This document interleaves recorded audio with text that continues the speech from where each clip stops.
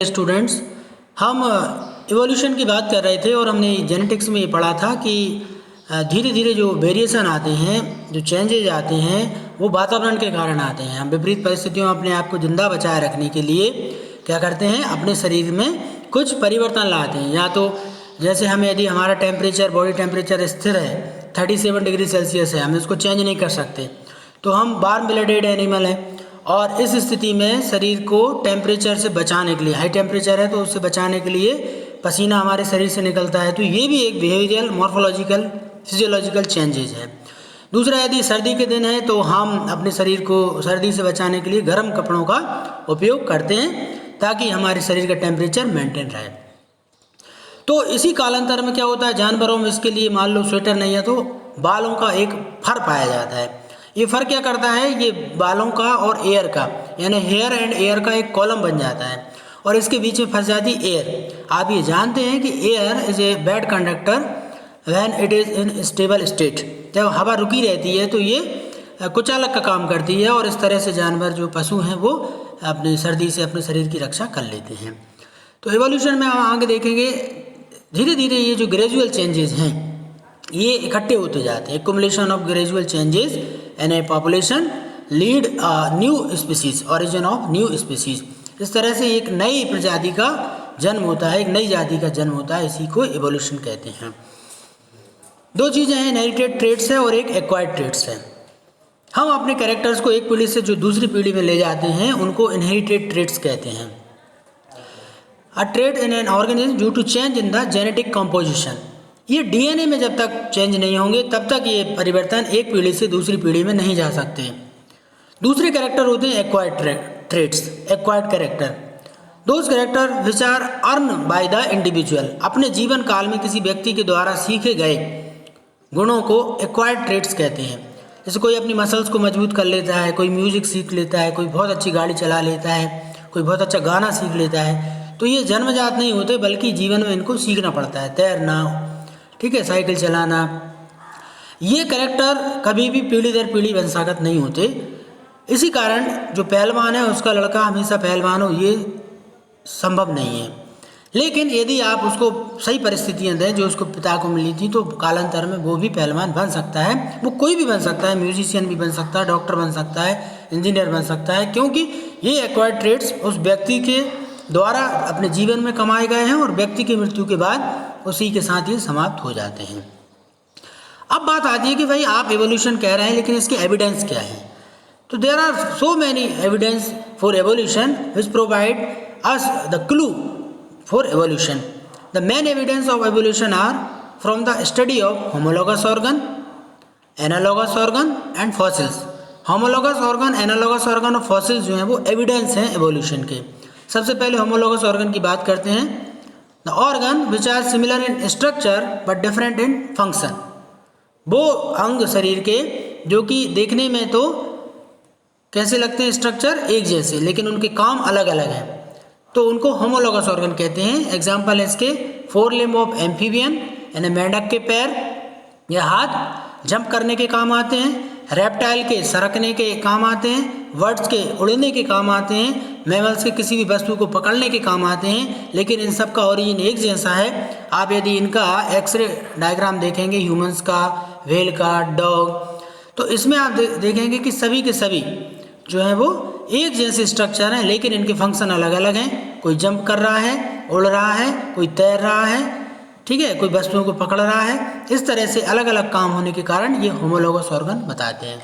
तो same origin हो और डिफरेंट फंक्शन हो, अलग अलग फंक्शंस हो गए हों, इस तरह के एवोल्यूशन को हम डाइवर्जेंट एवोल्यूशन कहते हैं। तो कभी भी क्वेश्चन आता है तो आप हमेशा ध्यान रखिए, होमोलोगस ऑर्गन कौन सा एवोल्यूशन शो करते हैं, डाइवर्जेंट एवोल्यूशन शो करते हैं। अब हम बात करेंगे एनालॉगस ऑर्गन की। Analogous organ are those organ which are different in structure but similar in function. जिनके कार्य एक जैसे हों उन्हें एनालॉगस ऑर्गन कहते हैं। जैसे कि आप देखेंगे उदाहरण, विंग ऑफ बटरफ्लाई, ये उड़ने का काम करते हैं। बर्ड के विंग भी उड़ने का काम करते हैं, बैट के विंग भी उड़ने का काम करते हैं, लेकिन इन सब की स्ट्रक्चर डिफरेंट डिफरेंट है। जहाँ तक चमगादड़ के विंग की बात करें तो एक पेटेजियम टाइप स्ट्रक्चर बनता है, हाथ और शरीर की पूरी स्किन जो है पंख जैसा निर्माण करती है, जबकि बर्ड में अगले जो हाथ हैं वो पूरी तरह से मॉडिफाइड हो गए हैं विंग्स में। और इंसेक्ट के विंग की हम बात करें तो ये स्किन के डेरिवेटिव्स हैं, स्किन के डेरिवेटिव स्किन के द्वारा निकले हुए पंख हैं, लेकिन चूंकि तीनों मिलकर काम एक ही कर रहे हैं, उड़ने का, तो इस तरह के ऑर्गन को एनालॉगस ऑर्गन कहते हैं। ये स्ट्रक्चर अलग है, ये स्ट्रक्चर अलग है, बर्ड की स्ट्रक्चर अलग है, लेकिन सबका काम एक जैसा है, वो है फ्लाई। तो इस तरह के एवोल्यूशन को जो एनालॉगस ऑर्गन के द्वारा शो होता है इसे कन्वर्जेंट एवोल्यूशन कहते हैं। क्या कहते हैं इसको? इसको कन्वर्जेंट एवोल्यूशन कहते हैं, जो एनालॉगस ऑर्गन के द्वारा शो होता है। तीसरे record and evidence of evolution के fossils. Fossils are the remaining of organism which lived long ago. हजारों साल पहले पेड़ पौधों और जीव जंतुओं के अवशेष जो मिट्टी में दब गए हैं वो फॉसिल्स के रूप में, अवशेष के रूप में, जीवाश्म के रूप में आज भी प्रेजेंट रहते हैं। और इनकी स्ट्रक्चर को देखकर हम पता लगा सकते हैं, इनकी स्ट्रक्चर जो है ये बताती है कि किस तरह के पूर्वज प्राचीन काल में रहे होंगे। यदि आप मान लो एक कुआं खोदते हैं और आपको अलग अलग प्रकार की लेयर दिखाई देती हैं, तो जो सबसे पहली लेयर है, दूसरी लेयर है, तीसरी लेयर है, चौथी लेयर है, तो इनमें जो सबसे नई लेयर है अभी वर्तमान की, तो वो पहले वाली लेयर है। इससे पुरानी दूसरी लेयर है, उससे भी पुरानी तीसरी, और सबसे पुरानी जो है वो फोर्थ लेयर है। तो आपको अलग अलग प्रकार के जीव जंतु अलग अलग लेयर में दिखाई देंगे। इससे आप पता लगा सकते हैं कि कौन पहले आया इस धरती पर और कौन जो है वो बाद में आया। इस तरह के ये फॉसिल्स रिकॉर्ड रहते हैं। फिर हम एविडेंस एवोल्यूशन बाय स्टेजेस ये बात करें तो सबसे पहला एवोल्यूशन है आई। आँखों की यदि हम बात करें तो शुरुआत में जो आँखें थी वो केवल एक स्पॉट के रूप में थी जो प्रकाश को डिटेक्ट कर सकती थी, अंधेरा और उजाला, बस। इसके अलावा उनको कोई समझ में नहीं आता था। लेकिन धीरे धीरे उनमें एवोल्यूशन हुआ और अब वर्तमान के जो मैमल्स की आंखें हैं हजारों प्रकार के रंग, रूप, आकार, आकृतियां देख सकती हैं। फेदर की हम बात करें तो शुरुआत में जो पंख थे वो डायनासोर में धीरे धीरे आना शुरू हुए और पंखों का जो कारण था आने का वो था सर्दी से रक्षा करना। लेकिन बर्ड्स को बाद में इसका उड़ने में भी उपयोग होना ये सिद्ध हुआ। मतलब पंख आए थे सर्दी से बचाने के लिए, लेकिन इनका फ़ायदा कहाँ हुआ, उपयोग कहाँ किया गया, उड़ने में। तो इस तरह से इसके बाद एवोल्यूशन बाय आर्टिफिशियल सिलेक्शन, मनुष्य के द्वारा भी विभिन्न प्रकार की सब्जियों का, है ना, डॉग्स की वैरायटी का, अल्सेशियन है, बुलडॉग है, ठीक है, इस तरह की अनेक प्रजातियों का जन्म मनुष्य के द्वारा आर्टिफिशियल हाइब्रिडाइजेशन से हुआ है। कैबेज की बात करें, कैबेज के कई रूप हाइब्रिड हैं। कैबेज, कॉलीफ्लावर, ठीक है, केल, कोलराबी, ब्रोकोली, ये सब गोभी के ही अलग अलग रूप हैं। कैबेज की बात करें तो I selecting short distance between the leaf, पत्तियों के बीच डिस्टेंस जो है कम है, इसके कारण वो पूरा पत्ता गोभी जो है वो बन गया है। फूल गोभी की बात करें तो स्ट्राइल फ्लावर जो है वो फूल गोभी बना देती है। केल की बात करें तो लार्ज लीव्स जो रहती हैं, बड़ी बड़ी पत्तियाँ, ये केल कहलाती हैं। कोलराबी की बात करें, सोलन स्टेम, फूला हुआ जो स्टेम रहता है इसको कोलराबी कहते हैं। और ब्रोकोली की बात करें, by arresting the flower growth, flower growth को अरेस्ट कर दिया गया है, आगे बढ़ने से रोक दिया गया है। इस तरह से गोभी के आपको अनेक प्रकार के पूर्वज दिखाई देंगे। एम्ब्रियोलॉजी की बात करें तो यहाँ पर आप स्ट्रक्चर देखिए, शुरुआत में ये जो लेजार्ड है, छिपकली, उसका एम्ब्रियो, टॉर्टोइज का एम्ब्रियो,